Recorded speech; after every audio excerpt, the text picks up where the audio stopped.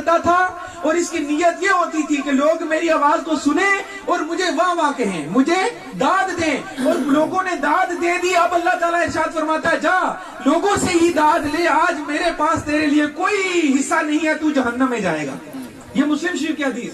پتہ چلا ہم نیکی کرتے ہیں تو کس کے لیے کریں؟ اللہ تعالیٰ کی رضا کے لیے کریں۔ اللہ تعالیٰ کا کرم ہے کہ اللہ تعالیٰ ہمیں نیکیوں کی توفیق دے دے۔ پتہ چلا کہ جو راہ خدا میں ایک خرچ کرتا ہے، اگر اس کا اخلاص ہے تو 1/70، اور اس اخلاص جتنا زیادہ ہوگا اللہ تعالیٰ 1/700 گنا بڑھا چڑھا کر اسے قیامت کے دن اس کا اجر عطا فرما دے گا۔ یہ الحمدللہ نیکی کا معاملہ۔ پھر سرکار فرماتے ہیں میں ایک محل کے قریب سے گزرا، میں نے دیکھا اس محل کے باہر ایک حور ہے، اور وہ حور کیا ہے کہ وہ براؤنش کلر، براؤنش حوریں سفید کلر کی ہوں گی، حوریں سفید کلر کی ہوں گی، یہ نورانی رنگ ہوگا حوروں کا۔ اور حوروں کو اللہ تعالیٰ نے ہر ایک انسان اور جنوں سے ان کی مس سے ٹچ کرنے سے اس کو پاک رکھا ہوا، صرف اپنے خاوند کے لیے انتظار کر رہی ہے حور۔ قرآن میں آپ سورہ رحمان پڑھ لیجئے اور سورہ آپ یاسین وغیرہ کا مطالعہ کریں تو یہ اس میں واقعات موجود ہیں۔ فرمایا میں نے ایک حور دیکھی، اس کا رنگ براؤن ہے، اور میں جب واپس آیا فاروق اعظم رضی اللہ تعالیٰ عنہ کے پاس بیٹھا تو میں نے کہا کہ میں ایک بڑا عجیب واقعہ دیکھا ہے۔ میں جنت میں جنتی جب نظارے کرتا جا رہا تھا تو ایک محل ایسا تھا کہ اس محل کے باہر وہاں ایک حور تھی جس کا رنگ براؤن تھا، اور سرکار صلی اللہ علیہ وسلم نے جیسے یہ ارشاد فرمایا فاروق اعظم رضی اللہ تعالیٰ عنہ رونا شروع ہو گئے۔ فاروق اعظم رضی اللہ تعالیٰ عنہ رو کے عرض کرتے ہیں یا رسول اللہ صلی اللہ علیہ وسلم کہ اللہ کی قسم کہ جس نے مجھے آپ کے صدقے ایمان عطا فرمایا مجھے سفید سے نہیں بلکہ براؤن رنگ سے زیادہ پیار ہے۔ سرکار فرماتے ہیں میں نے بھی دیکھا اس محل پر لکھا تھا عمر بن خطاب، کہ وہ محل کس کے لیے ہے؟ عمر بن خطاب کے لیے ہے۔ اور پھر فرماتے ہیں وہ حور بھی آپ کے لیے ہے کہ آپ کی پسندیدہ رنگ کے مطابق اللہ تعالیٰ نے جنت میں آپ کو ویسی بیوی عطا فرما دی۔ سرکار نے یہ ملاحظہ فرمایا حوریں جمع ہو گئی، روایتوں میں ملتا حوریں جمع ہو گئی اور عرض کرتی ہیں یا رسول اللہ صلی اللہ علیہ وسلم آج ہمیں بانٹ دیجئے، آج ہمیں آئے ہیں تو آج تقسیم کرتے جائیے۔ سرکار فرماتے ہیں میں نے کہا، سرکار صلی اللہ علیہ وسلم حدیث پاک کا خلاصہ ہے، فرماتے ہیں میں نے کہا تو میرے ابو بکر کے لیے ہے، تو میرے عثمان غنی کے لیے ہے، تو میرے حیدر شیر خدا کے لیے ہے، تو میرے کیا ہے کہ عثمان بن عفان، تو میرے کیا ہے کہ حضرت حمزہ رضی اللہ تعالیٰ عنہ کے لیے ہے۔ اور کرتے کرتے نام گنوائے، تو جب نام گنوائے تو حوروں کی سردار میرے سامنے آئی، حوروں کی سردار میرے سامنے آئی تو سرکار صلی اللہ علیہ وسلم ارشاد فرماتے ہیں کہ حوروں کی سردار سے میں نے کہا تو میرے بلال کے لیے ہے۔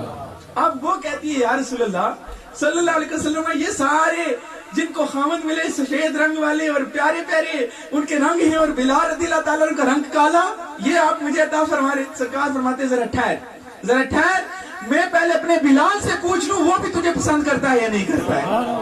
اب دیکھیں سرکار کی تقسیم پر حوروں کی سردار عرض کرنے لگی یا رسول اللہ صلی اللہ علیہ وسلم آپ جیسے مجھے حکم دیں گے میں آپ کے سامنے اپنے سر کو لبیک کرتے ہوئے حاضر ہوں۔ اور سرکار نے حوروں کو بھی تقسیم فرمایا، اپنے غلاموں کے لیے، میرے اور آپ کے لیے بھی فرمایا کہ جو نماز پڑھے گا اللہ تبارک و تعالیٰ ارشاد فرماتا ہے کہ نماز کو جو پڑھے گا اللہ تبارک و تعالیٰ زمین کے جس حصے پر بھی نماز پڑھے گا اللہ تبارک و تعالیٰ اس کو ایسی جس طرح موسیٰ علیہ السلام کو اپنا دیدار عطا فرمایا تھا، فرمایا کہ اللہ تعالیٰ اس کو ایسی 70,000 تجلیاں عطا فرما دے گا نمازی کو، اور وہ مرے گا جنت میں جائے گا اور جنت میں اس کو اللہ تعالیٰ حوریں عطا فرمائے گا اور محل عطا فرمائے گا، اور شراب پاکیزہ شراب اور دودھ اور پانی کی نہریں اس کے محل کے قریب سے گزریں گی، اور اللہ تبارک و تعالیٰ اس کے لیے ہر چیز کو فری آف چارج کر دے گا، جتنا چائے کھائے جتنا چائے پیے، اس محل کی قیمت دنیا و ما فیہا میں کوئی بھی ادا نہیں کر سکتا۔ یہ ایک نمازی کی مثال جو سرکار کی امت میں نماز پڑھے گا تو we will have to be steadfast in namaz. If we are not reading namaz, you can't expect these things. Namaz is the key to paradise. If you don't have these keys, on the day of judgment, you won't be able to open the door of paradise.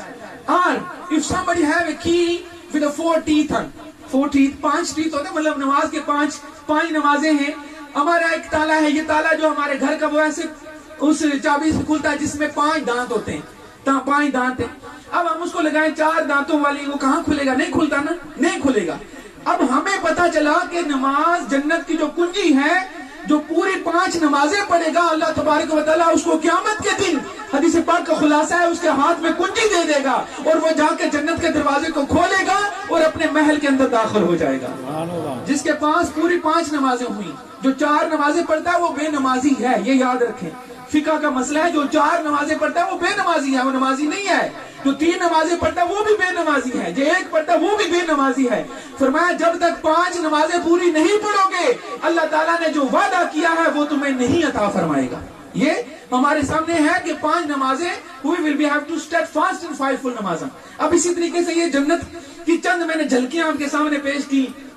ہر مسلمان کا دل یہ چاہتا ہے کہ ہم جنت میں جائیں، اور جنت ملے بھی کیسے ملے کہ سرکار کے قدموں میں ہو، سرکار کا پڑوس ہو، ہماری ماں باپ ہمارے ساتھ ہوں اور ہمارے پیر و مرشد ہمارے ساتھ ہوں، اور امیر علیہ سنت فرماتے ہیں کہ چھپ چھپ کے جہاں سے کہ انہیں دیکھ سکوں میں، سرکار کا محل سامنے ہو اور سرکار کبھی ادھر جا رہے ہوں کبھی ادھر جا رہے ہوں، ہم چھپ چھپ کے سرکار کا دیدار کر رہے ہوں، چھپ چھپ کے کہاں جہاں سے کہ انہیں دیکھ سکوں میں، جنت میں میرے خدا مجھے ایسی جگہ عطا فرما۔